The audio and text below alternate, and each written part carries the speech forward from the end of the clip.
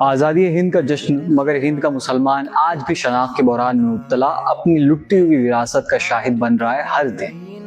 میں مسلسل جدوجہد میں ہوں، وہ ماضی کا کھنڈر جہاں میرے آبا و اجداد کی قربانیاں کچل دی گئی، میں وہاں کی مٹی سے آخر بناؤں تو کون سی عمارت بناؤں؟ جمہوریت کی، انصاف کی، یا پھر اس فلسفے کی جس کی بنیاد پر اقرار نامہ تیار ہوا تھا کہ نہیں، ہم سرحد کے اس طرف نہیں جائیں گے۔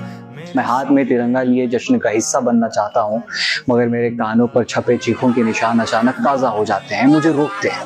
کبھی اخلاق کی دہائی، کبھی بلقیس کی آنسو، کبھی تبریز کی سسکیاں۔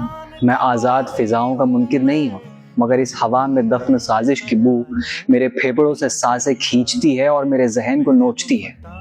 میں دوڑ کر اس قافلے میں کھڑا ہونا چاہتا ہوں جہاں باقی سب ہے، سب کا اپنا حصہ ہے، سب کے اپنے گیت، مگر میں آج بھی ماضی کے جال میں پھنسا ہوا ہوں۔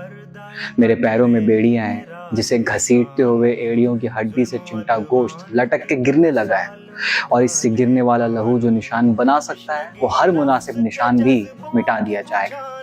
میں نہیں ہوں، میں باقیوں کے لیے نہیں تھا، مگر میں رہوں گا، اور یہ رہنے کی جنگ پتہ نہیں بالآخر میرے سانس کے کون سے حصے کے سودے پر راضی ہوگی، مگر میرے اجداد کے سینے سے بہے لہو کے ہر قطرے کی قسم میں رہنے کی جدوجہد جاری رکھوں گا۔ تم چاہے جتنی بیڑیاں ڈالو، چاہے ٹرپل طلاق، چاہے وقف قانون، چاہے سٹیزن شپ امینڈمنٹ بل یا وندے ماترم بل، میری مذہبی شناخت کو تھامے ہوئے میں ملک کی مٹی سے اپنے حقوق کی عمارت پھر بناؤں، اور آخرکار بنا کے ہی دم لوں گا۔ اور اس جنگ کے اس پار جب میرا بھی حصہ ہوگا، تب میں بھی کہوں گا، جشن آزادی مبارک ہو ساتھی۔ جھنجھنایا ہوا تھرایا ہوا